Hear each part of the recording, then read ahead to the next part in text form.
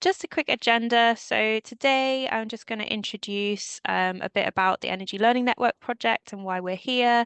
And then I'm going to hand over to three speakers who are going to talk about solar projects on mosques and community spaces in South Wales.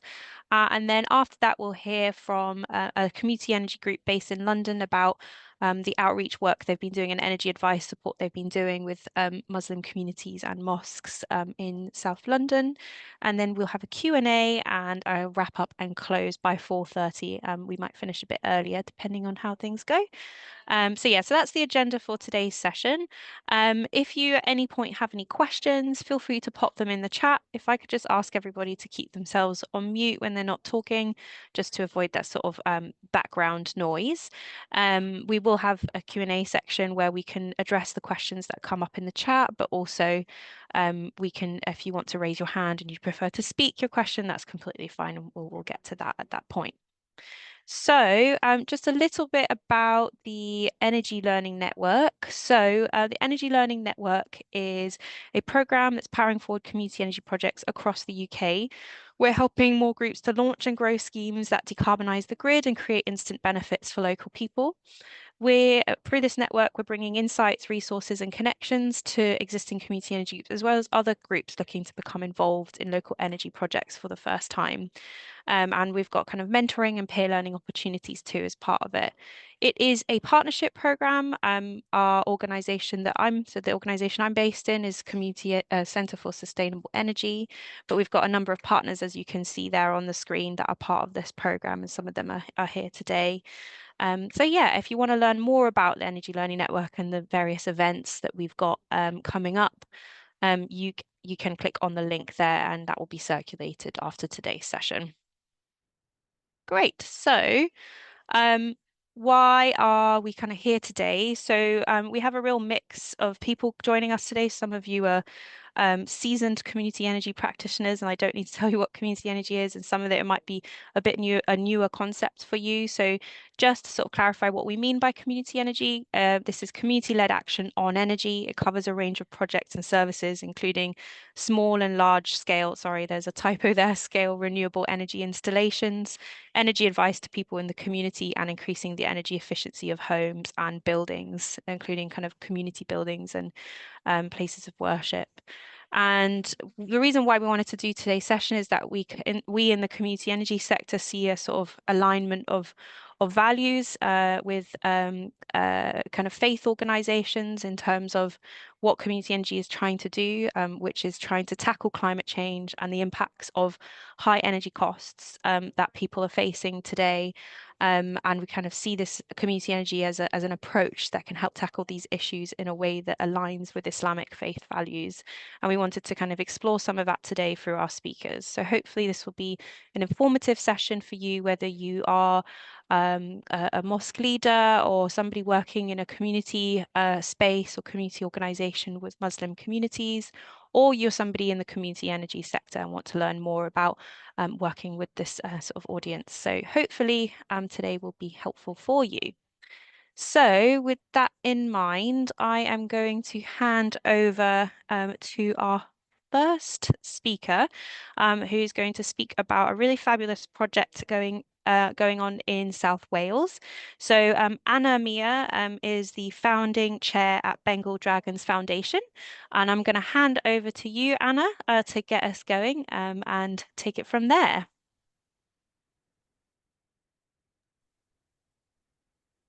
Thank you, Megan.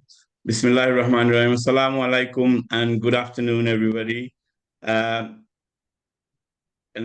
exceptional welcome and thank you to everyone for joining this wonderful initiative.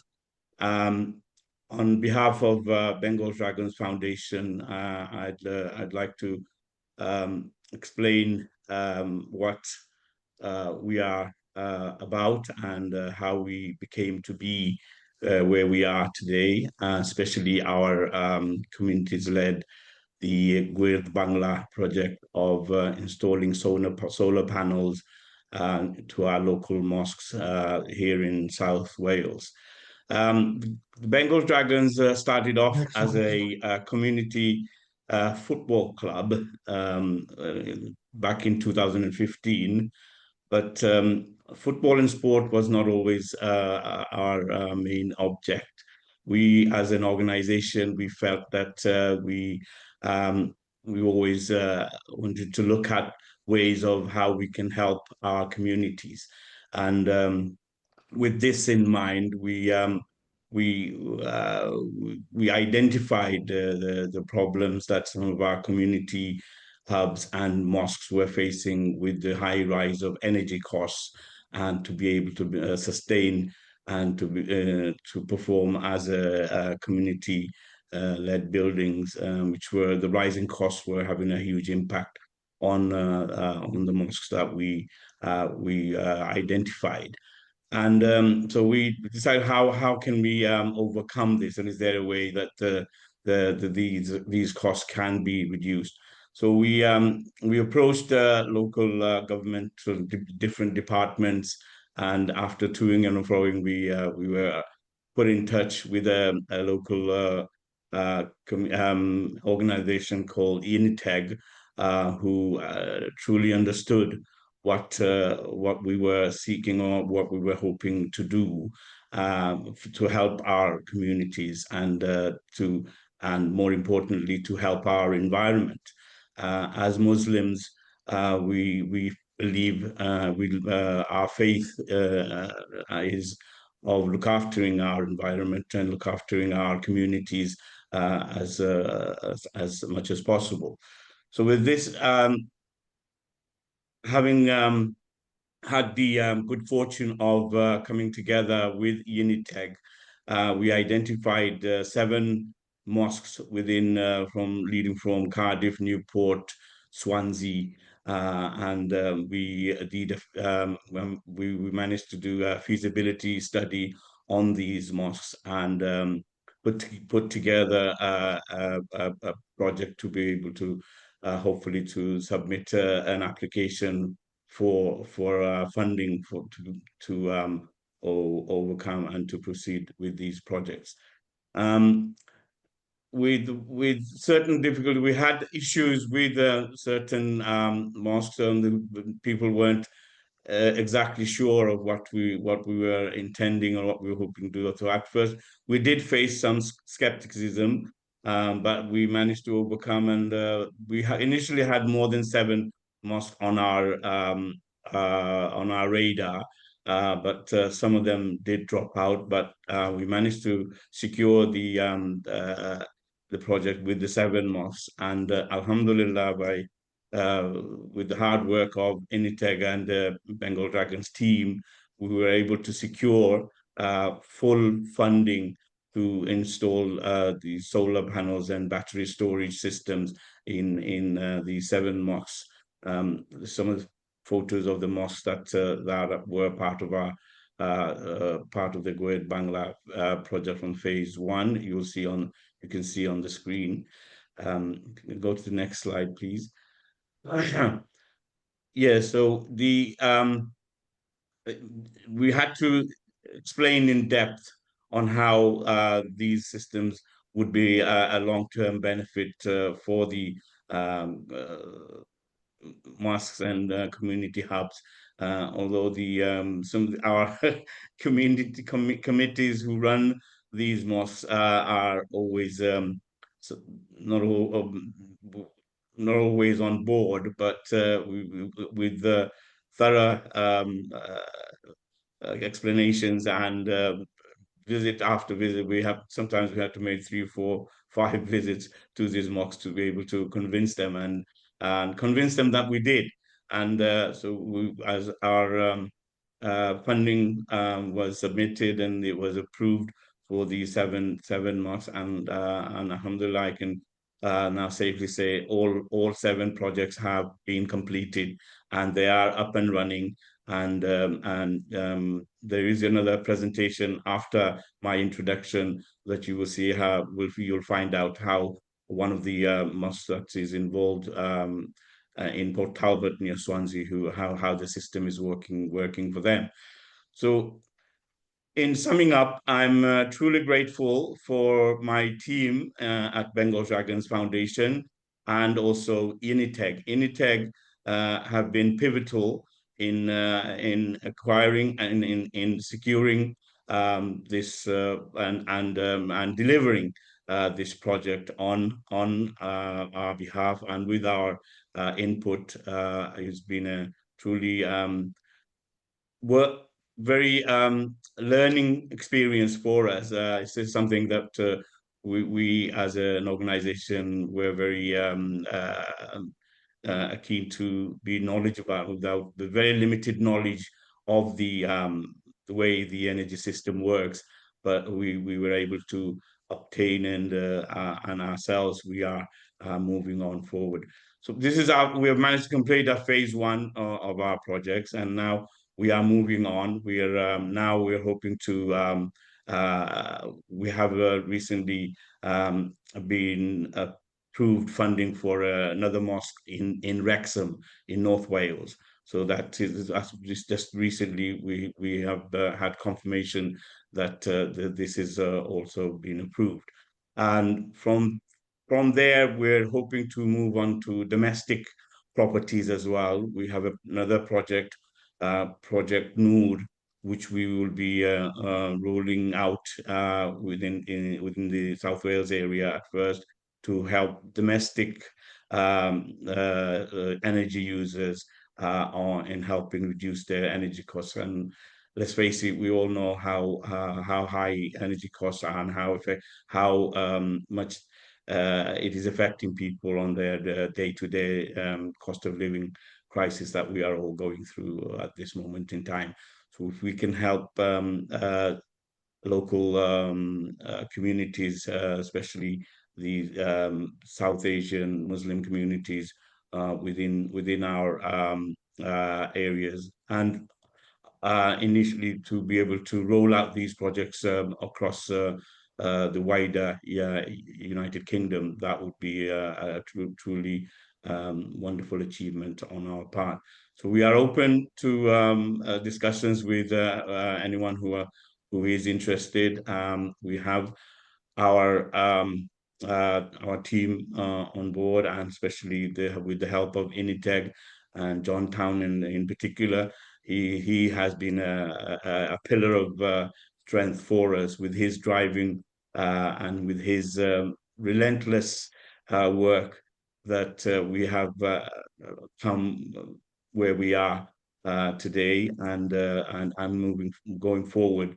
We hope to continue this partnership with the Initeg and the Bengal Dragons Foundation.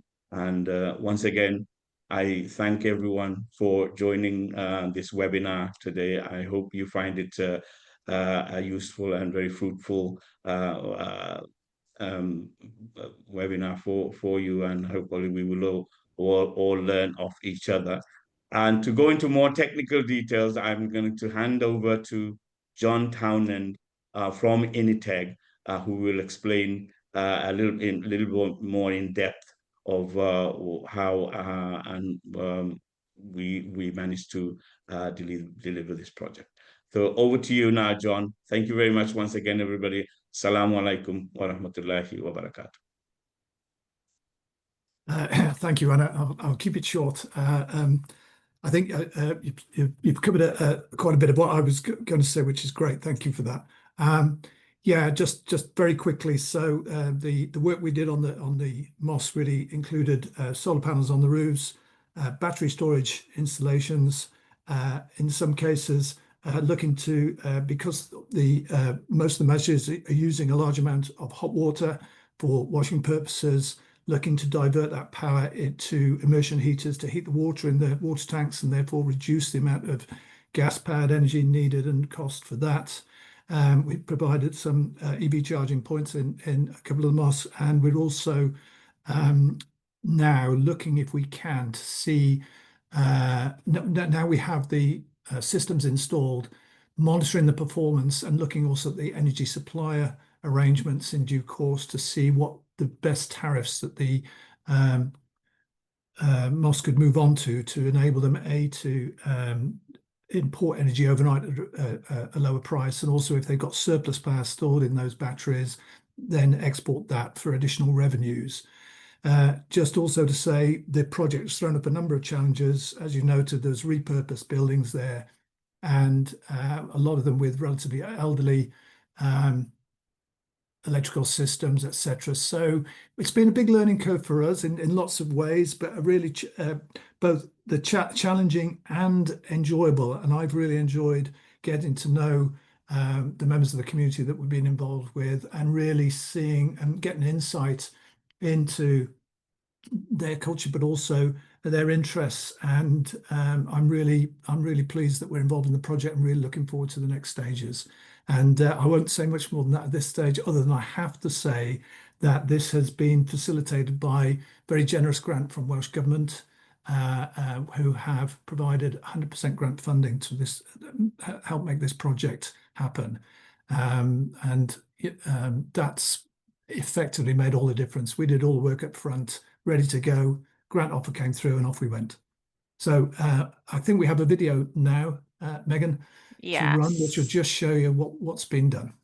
Yes, if you just give me one moment to get that loaded up. I think I need to just reshare to share the sound. Okay. Share sound.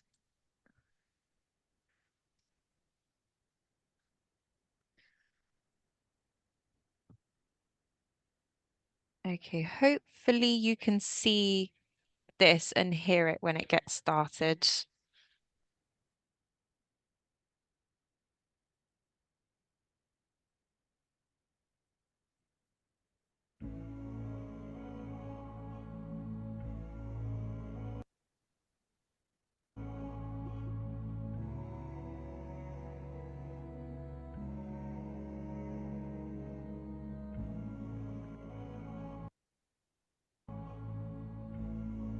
So we've obtained some funding through the Welsh Government to support local masjids and community hubs.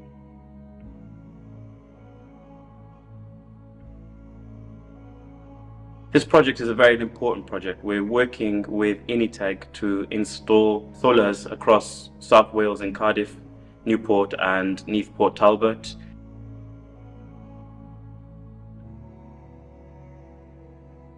Working in collaboration with Uniteg, who supported us with finding specific suppliers and giving us an understanding of what solar is and how electricity is, because this is a completely new thing for us.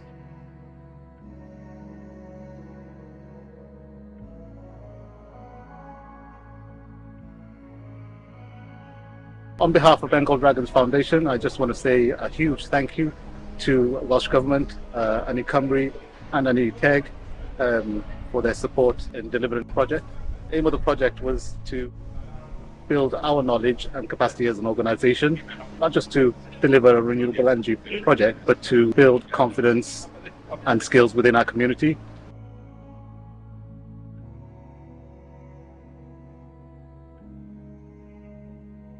We're hoping to deliver this project in the future to other communities, not just in South Wales, but across North and West Wales as well. And so the future is looking really exciting. The installation of these solar panels will help to reinvest the money saved back into the community.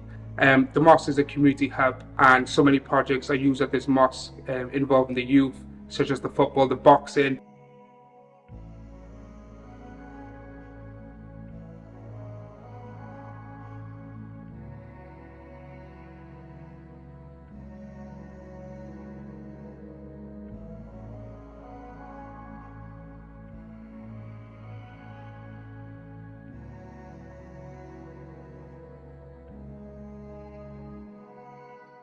Something that Muslims in general should be getting involved with, looking after our environment, looking after our community. It's so important. We know that in this day and age, with all the issues with the youth outside, this money can be saved to use projects for them in the future.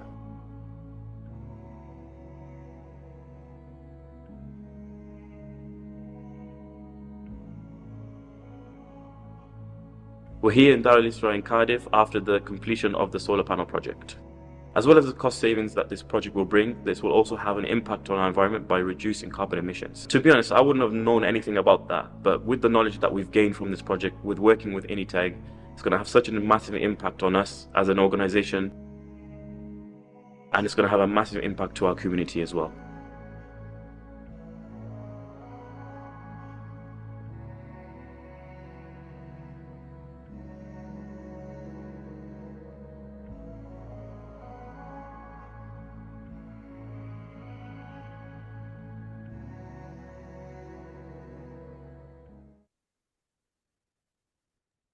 Okay, thank you so much for sending that video through. I think it really illustrates the amazing work you've been doing really well. So with that, I'm going to hand over to Shah. Shah, are you there? Yeah. Hi. Right. Okay. Assalamu alaikum and good afternoon. And yeah, thank you, Megan, for handing over. So I was one of the, well, the Patapat Mosque was one of the recipients of the project that came through the Bengal Dragon Foundation. And it was something that came about through knowing someone within the community who actually came across and said, like, oh, there's this project that is running. You might be interested in this. And yes, said, yeah, I mean, it's something that we've been thinking about, but we can't sort of get a grip with how to deal with it. But it would be great if you can put us in contact. And hence why we started getting involved. So I'll talk about from an Islamic perspective first. So if you could please move to the next slide, please. So from an Islamic perspective, and how does net zero fit in with sort of with the Islamic faith?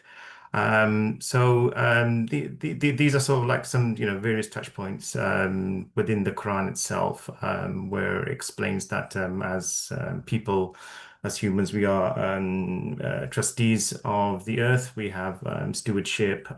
We need to provide leadership in terms of looking after what we have been given. In the Quran, Allah has created the universe in balance, and I'm sure this concept is universal throughout many other sort of religions and beliefs as well. In that we shouldn't be, we need to keep this balance, and we shouldn't disrupt it.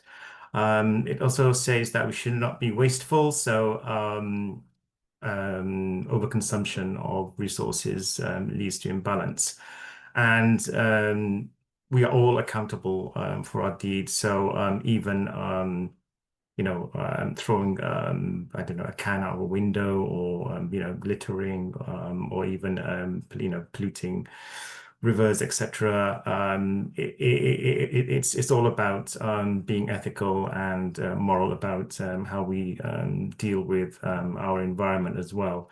And the final concept is that we need to obtain sources of pure and good resources. So it comes down to the concept of tayyib, which is about wholesome living, and clean energy can play a part of it, because if you are getting your energy from a renewable source, it adds to that sort of benefit. So those are the sort of Islamic principles that apply to sort of net zero, and can provide sort of like I guess a burst of sort of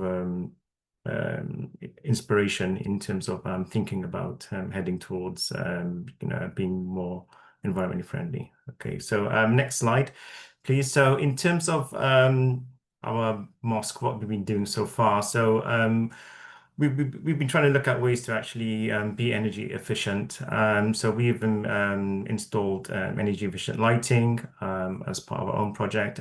We've installed smart thermostats, and also split leveling the building as well into two zones to allow that heating. So obviously when the building is not in use in certain parts, it's not being heated. One of the things that we found as well is that our every mosque has an electronic transmitter, radio transmitter, and for some reason these had to stay on because of the way the system was.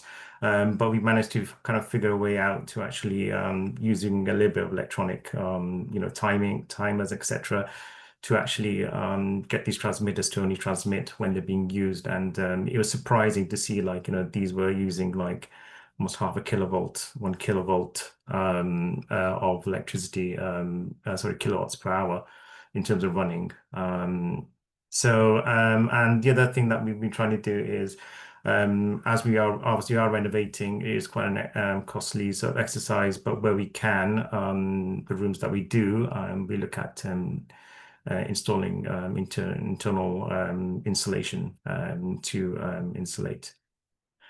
Okay, so next slide, please. So our current energy landscape, our building is heavily reliant on gas for heating, the gas probably equates to almost 60% of our bills in terms of energy, and then electricity needs are growing. So one of the things that's happened is that during COVID time, one of the things that we thought about was ventilation, and we installed ventilation systems into the building, and we use that now for obviously for ventilation when the building does get used quite a lot, but we also use it for cooling as well. And unfortunately, as well, we've also had to increase our security as well within the building. So that's added onto CCTVs, and these system runs 24/7. So again, our energy usage is increasing at a time when costs are sort of going up. One of the things that we struggle with as well is trying to find out what we're using on a monthly basis, because we've as John mentioned, it's pretty fragmented. These are all buildings. We didn't realize we had even 2 electricity meters. We got a gas as well. And there's no way to actually try and sort of like, put all this information into a dashboard. And one of the things that we also, as mosques, that we have is that we have a very moving time window of the usage of the building, because prayer times, etc., are related to sunrise and sunset, and as you can imagine, that changes quite a bit throughout the year. So those are sort of our challenges. I'll move on to the next slide, please. And I think the next slide is about how to move towards net zero. So moving to net zero for a small charity, it is complicated in the sense that we think about these, we put them onto our agenda to discuss, but it comes down to finding, it's almost like it would be a full-time job for someone to actually understand what is out there, and the technology is like constantly changing, and also even legislation affects how we do things as well. And I think during our installation, we pivoted on the installation of the lithium-ion batteries to be located externally, because it was deemed to be, a potential fire risk as well. So, so you can imagine, like someone managing this, doing the feasibility studies, how, what is the, how many solar panels do you put on, etc. What capacities do you use? And, we think about these things, but then when we look at how long it's going to take to implement, and the resources that we have and the time, etc., these kind of like get put onto sort of like the back burner, so to speak. So when Bengal Dragon Foundation came along and recognized that there is a need in this sector, we were really happy to like come on board and join them in their quest of, we were quite lucky to be part of the initial phase 1 rollout of this, and the reasons why we went with Bengal Dragon Foundation and Initeg, because at the time we didn't know Initeg, but Bengal Dragon Foundation has got a very good heritage. It's been in Cardiff in South Wales running for a long time, and they've run other multiple projects as well. And we know through various activities as well. We actually met, quite a lot of their members as well, and it was straight away. It was something that was going to be a relationship that we could trust, and we knew that whoever they were going to bring on or to this project was going to be someone that has been I guess establishing that trust with the Bengal Dragon Foundation itself as well. So it was quite reassuring to have Bengal Dragon Foundation as sort of like one of the charities actually working with them in partnership to actually bring the project to us. Next slide, please. So through Bengal Dragon Foundation, we had Initech. Now, Initech, they basically provided us with the consultancy, the research, the feasibility study. So, and the great thing about that is that they were able to actually understand individually from each of the buildings that they were looking at and each of the mosques, and then they built up a picture of what things were common throughout and what things were sort of individual to each mosque. And I would say that probably Initech now has a really good sector knowledge of within sort of like Islamic mosques now, because they've got quite a large data set and sort of like research, and they if we bring up a certain subject, they could say, hold on, we know a little bit about this, this mosque is doing it this way. So not only sort of like has Initech provided us with the reasons to go ahead with solar power, but they also have provided us with sort of added extra knowledge as well of like different mosques doing different things as well. And it's from time to time I sometimes just would probably just pick John's brain, and we'd have long discussions about that. So the energy survey defined why we should go ahead with solar power and how they're going to do it. We went to a workshop which was arranged with Bengal Dragon Foundation and Initech as well, which brought in various mosques together, and where Initech went through and actually explained in detail of what was going to be involved. And it's good to know, because it does take quite a lot of change to a building, and also time to implement these systems. And they provide us with the guidance and all the technology. We don't have to go away and look at different companies, etc., and find something that's going to be suitable. Again, there's this issue of trust as well. So when they provided the contractors, Initech were actually also the project managers, and that helped us quite a lot as well, because managing such a big change to a building along those like timescales would have proven quite challenging in terms of like providing someone to actually be full-time and actually trying to administer and sort out things. So that was very helpful from the side of Initech. So next slide, please. So we were quite fortunate to actually go live. It's been 2 weeks since we've been commissioned, and what we'd like to do is still go on to the next steps with the partnership with the Bengal Dragon Foundation and Initech, because during last Ramadan as well, they've also helped us, I think, probably on point 4, which is one of the things that we're looking at is the sustainability of water. And they came in and provided us with sort of like drinks bottles as well, to try and sort of like move that forward, and that awareness within the community as well. We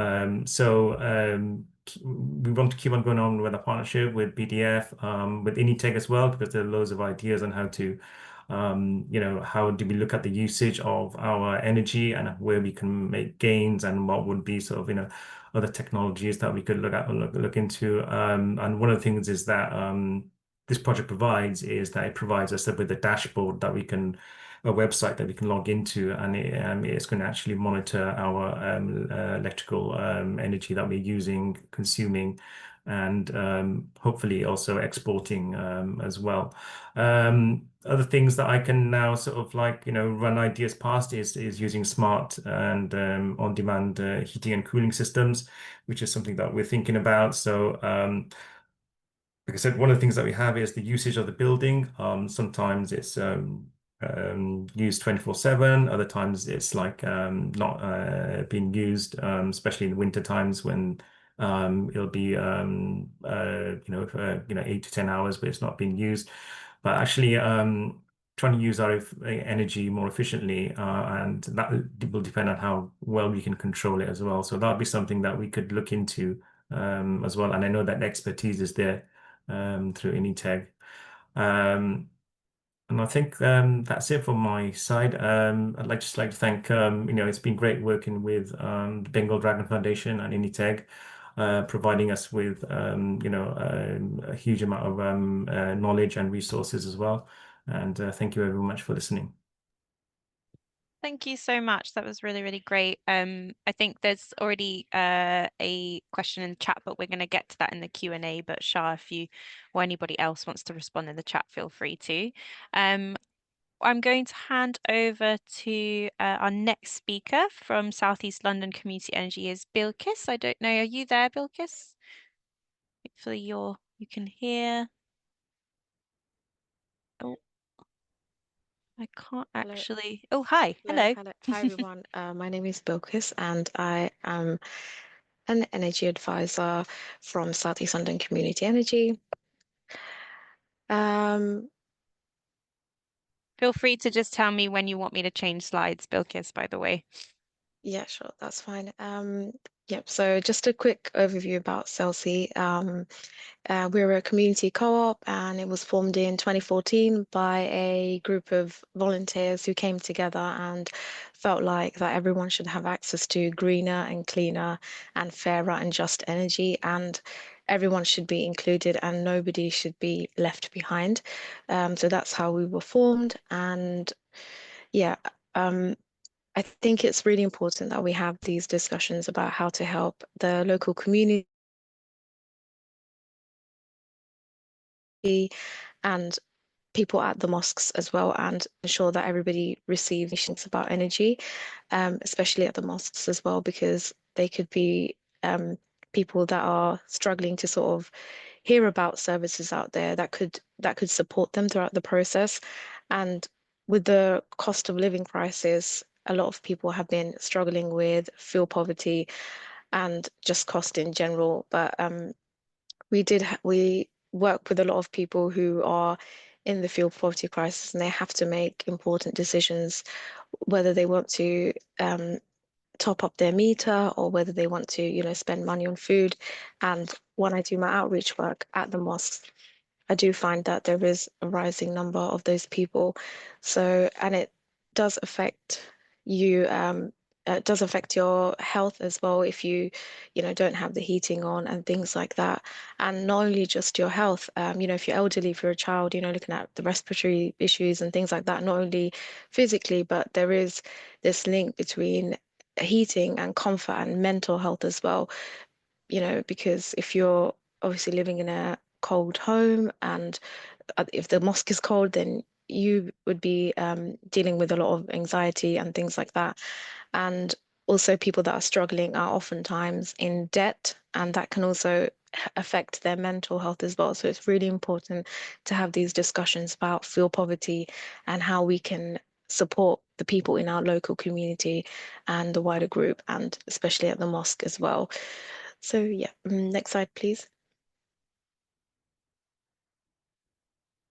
So I'm just going to talk a little bit about what I do as an energy advisor. I provide energy advice in Bengali as well to our local community from Greenwich and Bexley, Bromley and Lewisham, the southeast of London.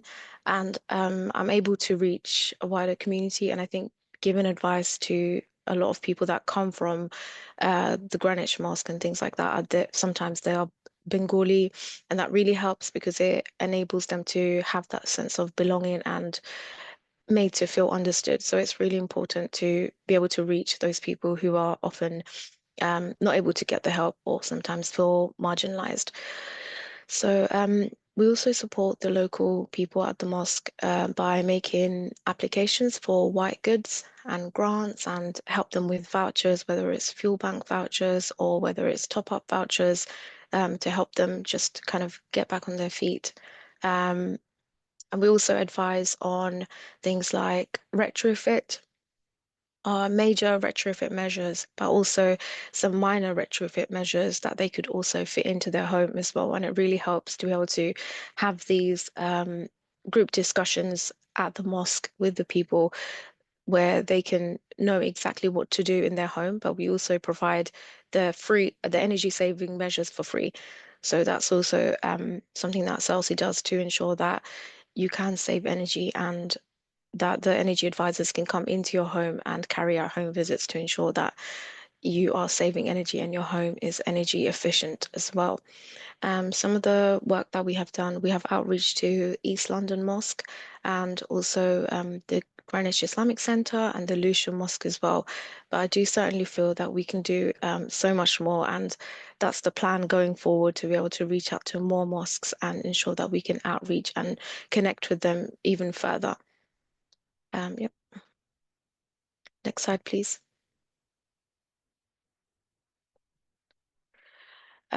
So when I go to the mosques, I always take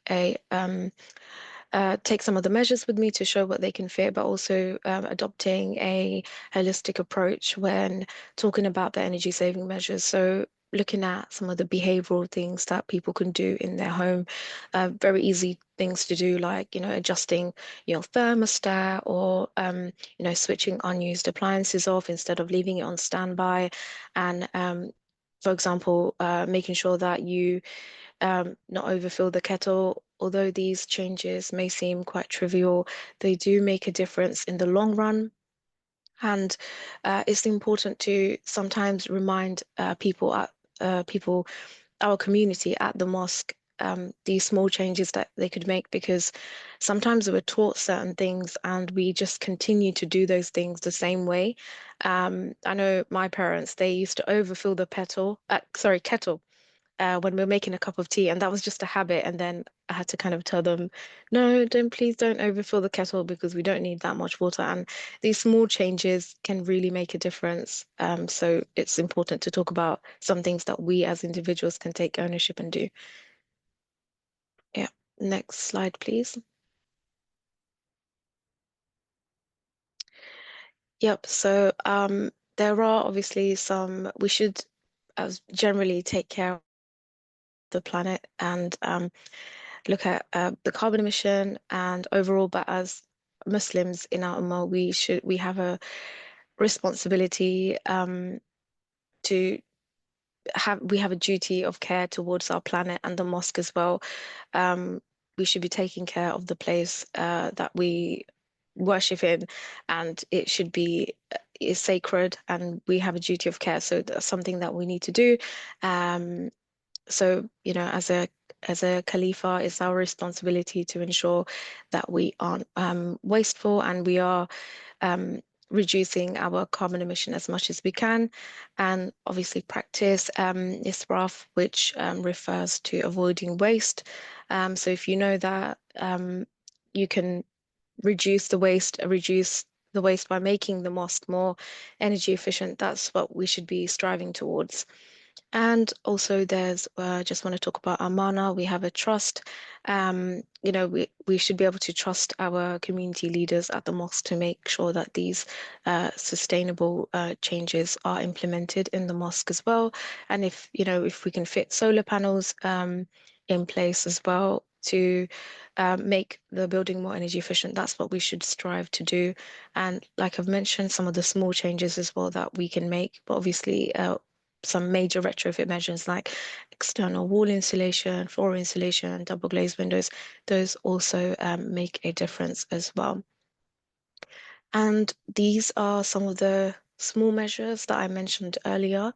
So the LED light bulbs that we advise the people at the mosque to install in their home. And of course, we provide all of these measures and more. Radiator reflectors. So the heat is, if you have a radiator on an external wall, often the heat escapes through the wall. So we advise installing a radiator reflector, so it reflects the heat back into your home, and the same in the mosque. And also water-saving shower heads, draft excluders for the doors and windows, letterbox draft excluders, and we also hand out other water-saving measures as well.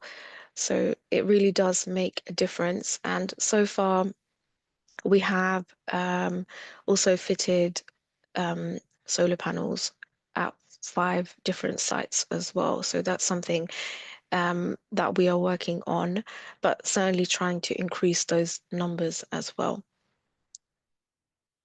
Next slide, please.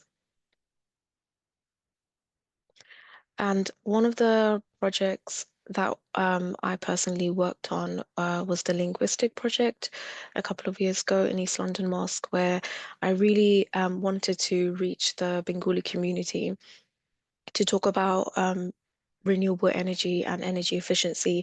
So I did that project, and it was really good because I was able to speak to a lot of Bengali people and explain to them why is it important to um, save energy, and why we should be doing this.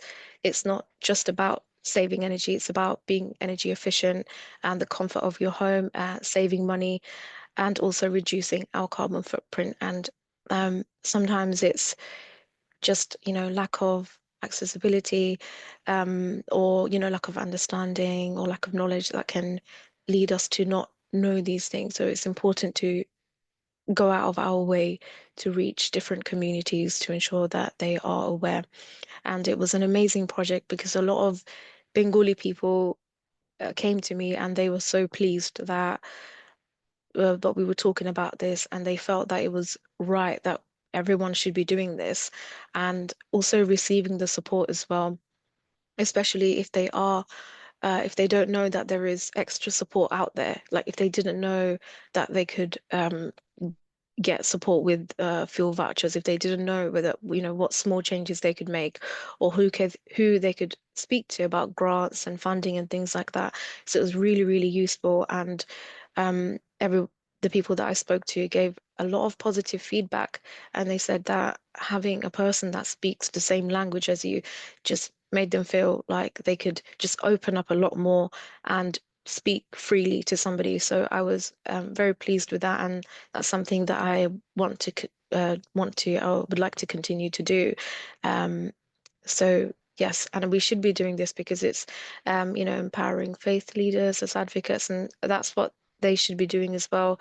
During the Friday Jummas and khutbas, we should be including this narrative. We should be having talks about this, because it's something that we should know and implement in our homes and in our lives. It should be part of our daily lives to try and save energy and to make our homes and place more energy efficient. And we should be teaching this to our brothers and sisters, our parents, our, children, or anyone in our lives, really, our friends. And it does create that ripple effect. If you tell your siblings or your wife or your husband and children, it does, and people, friends at the mosque, if you have a conversation, about bills and, how you can save energy, it does create that ripple effect. So from the mosque, you could be talking to your friends, and that by then the whole community will be talking about the cost of living crisis and bills and energy. And so we should continue to talk about this. And it does create that um, sense of community for people. And the mosque isn't just a place of worship for us, it's a place of community, a sense of belonging. It's part of our faith, our culture, Islam. It's part of our lives. So, we have to continue to try and strive for that. Yeah.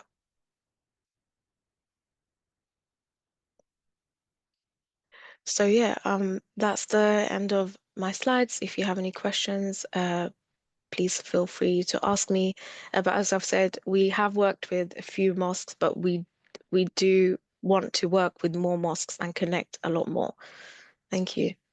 Thank you very much. That was really great.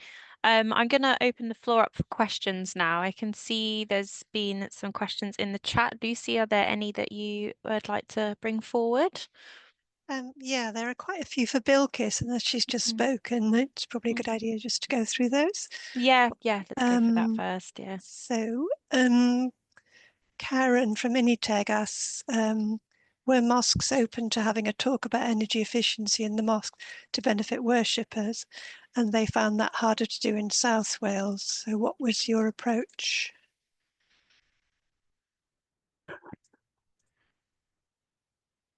Oh, you're muted, Bilkis. So I found that because I attend I attend the mosque regularly, and I think I had that kind of I knew a few people at the mosque, but it's all about any sort of outreach that I do. It's usually difficult at the beginning because sometimes it's even hard to step your foot through the door. Sometimes it's difficult to try and even reach the admin person. And I will admit maybe it was difficult reaching the people at East London Mosque. I sent a few emails or phone calls and nobody got back to me, and it was difficult. So what I did was, after reaching out to them several times, I took my measures and I took my leaflets and I turned up to the reception in person. And I said, this is really, and I made that link between sustainability and energy efficiency, and between how we as Muslims have that responsibility to ensure that this is good. And overall, it's good for our community because it's saving them energy. We are trying to benefit you, and we want to help you. We're a community co-op and we want to help you. And I had this open conversation with them, and I went in there with wanting to genuinely make a difference in our community. And I think it's about being consistent. You may have less numbers at the beginning, like with any outreach, but as people start to be, they start to familiarize you and your service, then more and more people will talk about it and talk about the benefits of having the service, and a lot more people will reach out, and it will just continue to increase, hopefully. But, as uh, Karen has mentioned, it can be difficult to start outreaching at the beginning. I agree. Okay, thanks. Another question for you from Nadia. Do you find that your clients are more interested in energy efficiency from a cost-saving perspective or from a carbon-saving perspective or faith perspective? A lot of people were interested at the beginning because of the cost-saving perspective, um, because of the cost of living crisis. We are having a rise of clients coming to us wanting to save energy because they are just struggling. And as I've mentioned, struggling to make the decision between food and fuel. So it is integral for them to reach out to us. And it is from a cost perspective, I do feel at the beginning. And we just have to make that link. And energy efficiency, sorry, I'm reading the question again. I lost the question. It was about faith. So more, do you find your clients are more interested in energy efficiency from a cost saving perspective, from a carbon saving perspective, or faith perspective? Yep, thank you. So yeah, from a cost saving perspective, and we do make that link between what it can do to your home as well. And a lot of people from the community that are homeowners, we make the link between energy efficiency and also saving energy as well, and saving money, and it all links to carbon emission anyway. So we do make that link and we make that very clear, and it's important to talk about the very specific. So if we For example, when I was speaking to a client, I said this is not only good for the mosque as well, but if you think about it, how you would want your own home to be as well. For example, insulating your loft saves 25% of energy, 25% of the heat. You lose 25% of heat if your loft isn't insulated. So if we give those specific examples on how much they can save and how much carbon emission we can save, I think making that link makes it really important because it allows them to actually visualize it and see it and understand it properly themselves. Mhm. Okay. And the next one, when you refer people for grants and make applications for white goods, do they have any trouble dealing with other staff who don't speak Bengali? For example, if you were to refer a client to an insulation contractor for free insulation, do you think it would be easy for them to manage the installation process without another Bengali speaking advisor? At Celsi, we have 7, 8 different energy advisors who all speak different languages. So at Celsi, we do have a variety of people that speak different languages, and it certainly does help having somebody speak the same language as you. I have found that myself, and if they don't speak English, we use a translation and a translator line to have that person translate for them on the phone. But I do feel like having a person that speaks the same language as you can make you feel not only less alienated, but also um, just in terms of understanding everything, it does make it a lot more easier, and it's important to handhold them through the process as well. So yes, I do feel like it is. It does make it difficult if you don't have someone that can translate for you, just in terms of understanding what energy efficiency is. What does retrofit mean? How it can benefit you? How much can you save? How much will it cost? How long will the work go for? And things like just understanding the entire process, it can be quite difficult. And I think that's one of the barriers of retrofit is not understanding, not understanding the process and just I think that is one of the barriers. And for people that are really struggling, we do apply for the GBIS fund and the Eco4 fund as well that can allow access to people that are struggling financially to have their home insulated um, and also apply for measures. That's really helpful. Mhm. Okay. One more question for you. So, do you usually hold workshops and engagement sessions in women's areas or men's areas in the mosques, and which see higher engagement? I personally have only held workshops in the women's area, um, but I do leave. I just ask, the imam and just leave them our leaflets. So I have reached out to just the women's area. Um, However, I feel like I could be doing a lot more. I haven't gone to the other side, so I don't know. I'm not sure, but but yeah, I have had positive feedback from the women's section, and it's been great to be part of a community and have that sense of belonging, and have them have that sense of belonging back. Okay, great. I think that was all the Bilkis questions. There was one general one from Juliet from Community Energy Scotland. So she was keen to understand barriers you may have faced with engagement with the mosques. I think Bilgis touched on that already, and whether you think engagement would be harder without having an existing link or contact with someone from the local Muslim community. Perhaps the others would like to comment on that. Shahjan or Alma? Yeah, I can put some light on that. It's always good to have connectivity within the community, and sometimes it's better if you know the person, the decision makers, if you like, and if you do have a personal connection to them, then um, then you find that you achieve more, and the task becomes a lot easier. And so, in that respect, yes. But as a obviously, the way we work is that we seek out or source out a connection to whichever area that we're looking at, and then find a good connection, but someone who will be able to assist us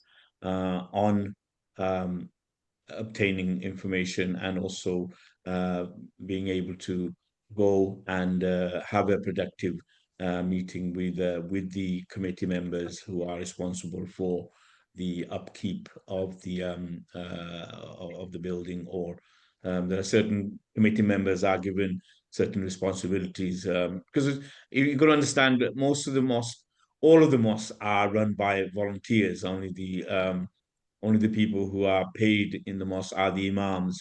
The rest are all community-led volunteers, and so it is sometimes a difficult um, scenario to be able to find the right person. So it's always encouraging to have some local knowledge. Local knowledge is always a great help.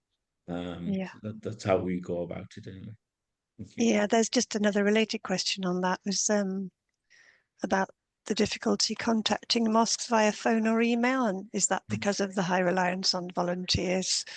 That it is. I think the questions hit the nail on the head there, because, as I said, the mosques are run by volunteers, and it's only a certain times of the day that the mosque or the phones uh, um, are being able to answer. And emailing is another challenge as well. Not all uh, community members of the mosque committee are available unless you know their personal email address. If it's a generic email address, then that sometimes can be a challenge to get an answer by way of email. But again, the way to overcome that is to have a direct approach to be able to go to the mosque at prayer times and seek out the person, or the person who would be able to answer your query, and have a chat with them.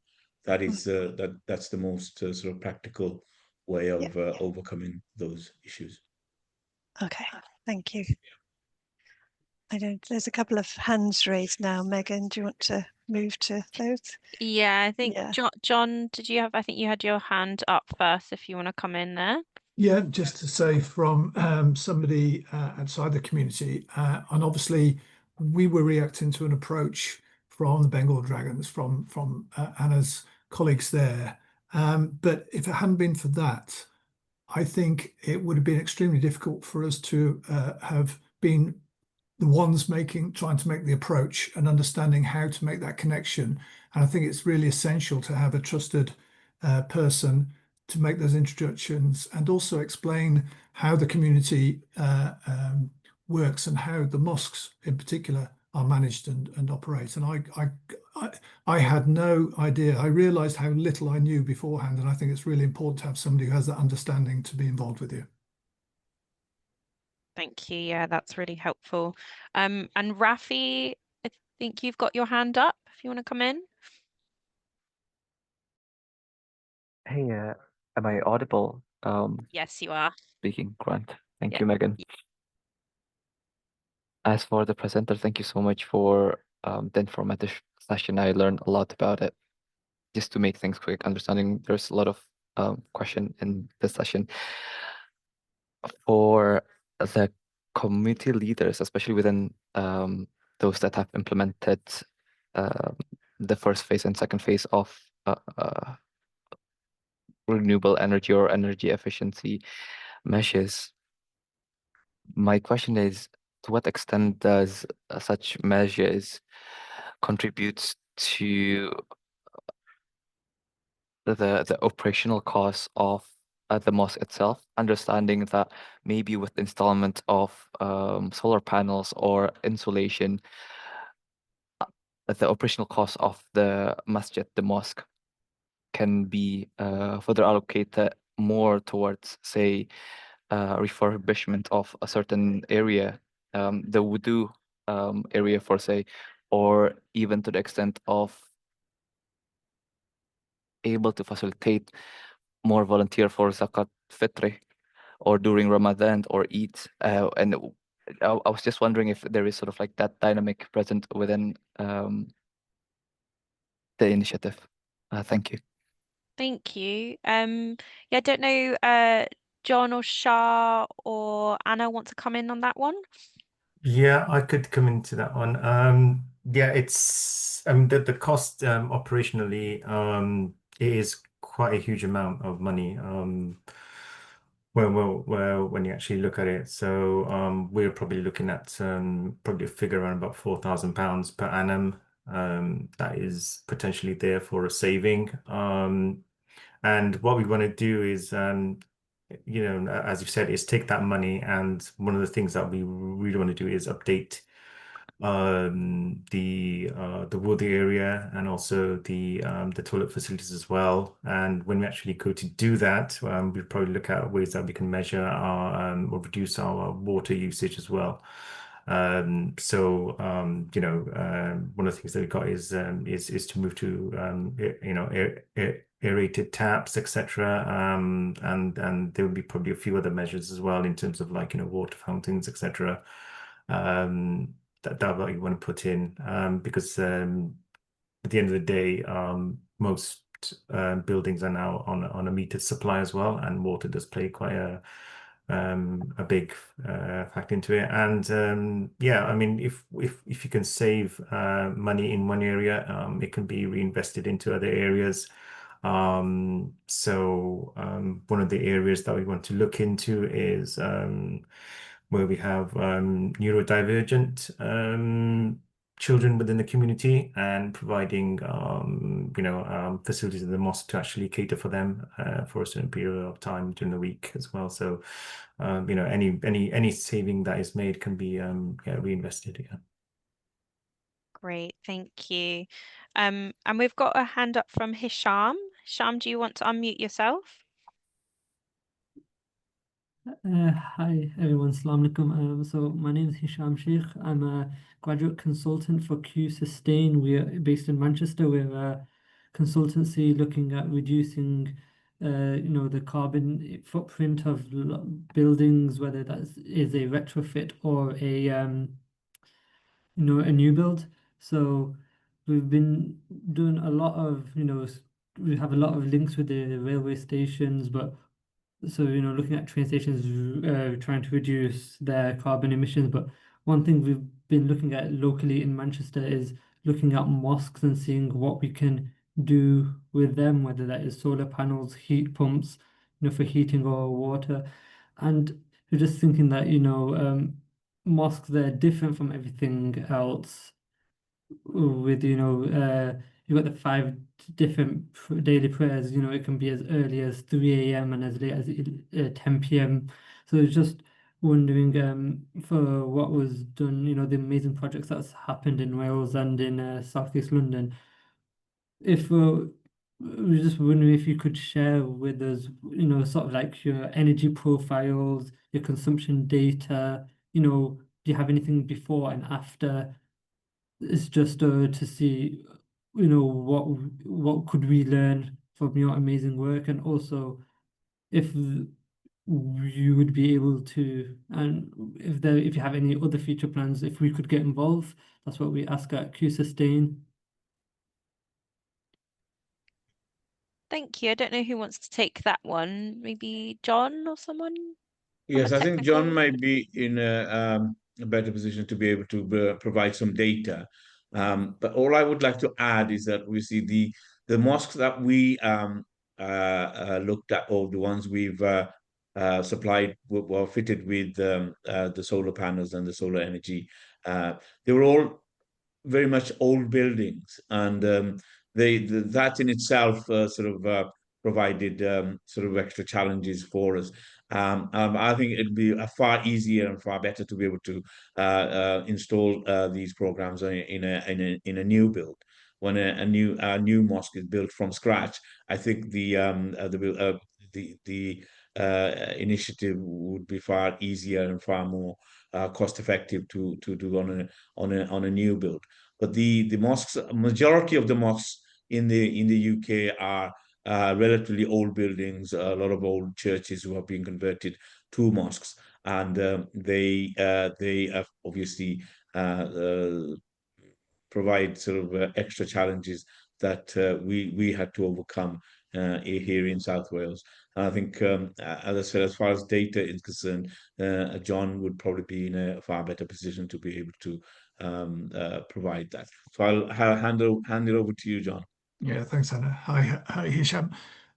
Yeah, we're hoping to, well, what we're intending to do is 12 months monitoring of the systems to see how they perform and how that energy usage patterns fit with the varying usage that you've referred to in the weekly program that's taking place in the mosques. And one of the things, for example, we really don't have a clear idea on yet is how the battery storage will work. So the systems vary in size, but battery storage we've fixed for each mosque at 20 kilowatts, and we have no idea quite how that's going to work out in practice. So we're really interested to see over the course of the next year what that looks like.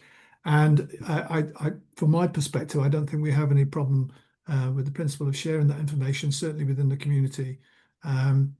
The Shah mentioned in his presentation the wanting to introduce smart technologies to help with the management of the installed assets. And I think that's in a way that's I mentioned in my brief note about the looking at the energy supply arrangements, but that's the other side of it as well, is the introducing smart tech to help with the management of that. I think in answer to one of the questions earlier that Nadia raised about who's responsible for what in the mosques, I think it comes down to the potentially to the abilities in each of the mosques of the management committee or whoever is allocated responsibility in the management committee to understand the system they're working with. And that's the other over this 12 months, that's the other sort of main thing we need to be able to do, is sort of make sure that everybody involved understands what they're working with, how it needs to be monitored, and how they can tweak it as they go forward to optimize its usage.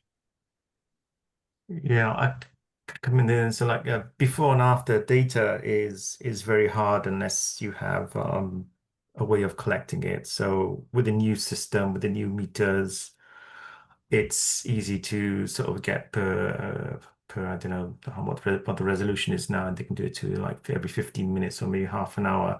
The problem is like what the energy usage was before. Now that is really hard to pinpoint down because like I said, we've got 3 meters. As part of this sort of talk, I thought I'd go and actually because I've been asking my treasurer to actually give him the profile for the last 3 years of energy usage in terms of kilowatt and money as well, because you can't equate the financial value to how much energy you're using because the prices were just all over the place. And there were various government schemes as well, discounting here and there, and it's just a minefield. So I've been trying to get our treasurer to do this for the last 3 or 4 months, and he says that he'll get to do it, but he said that it's not that straightforward. So I looked at it earlier on the week. What a minefield. You can't get accurate data because you would have thought that commercial or certain suppliers would be the same, but they're not, because they've got various implementations of their company as well. So I didn't know that there was British Gas and British Gas Light, but you go to British Gas Light and their data that they have is very limited in terms of like what your usage is. So trying to get an answer for energy usage before is very difficult, because the easiest way you could look at it is look at a balance sheet and look at your breakdown. If it is being done by gas and electricity, you could work out what your monetary value is, but you can't really tell what the usage is because you don't know what the price of the energy was at that time. So it gets a bit more kind of like guesstimation type scenario to actually try and work backwards. But that's something that we'll want to look at. Fortunately, I've managed to pull data from 2024, and I've got a good sort of like basis to work from. And the idea is for me is to try and reduce this £4,000 roughly where I think we are. And then turn that into kilowatts actually, which would be a better way to look at it. Work out how much kilowatts we're using, and then try and reduce that as much as possible. Great, thank you. I think, John, you've got your hand up. Are you Yeah, coming on that point, on the same point? yeah. Just a final comment from me is to say that the I'm just trying to think. All the mosques we've worked on, I think, are on what is in effect a business meter supply. So in theory, you should be able to access half-hour data reports from the energy suppliers. But as Shah said, theory is one thing. Actually, getting hold of it is something else. And we've also had to. The majority of the meters were SMETS won the first generation of smart meters, and a number of them had to be upgraded.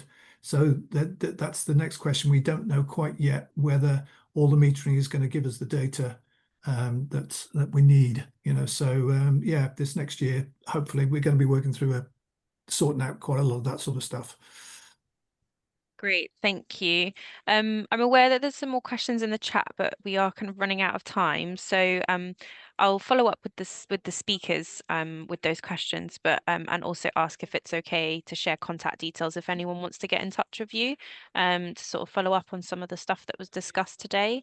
But if it's okay, we will move on with the session to round up. But I just want to say a big thank you to everyone who spoke today and for an engaging Q&A session. So thank you, all of you. And yeah, hopefully some of the people today can stay in touch with you to continue those conversations.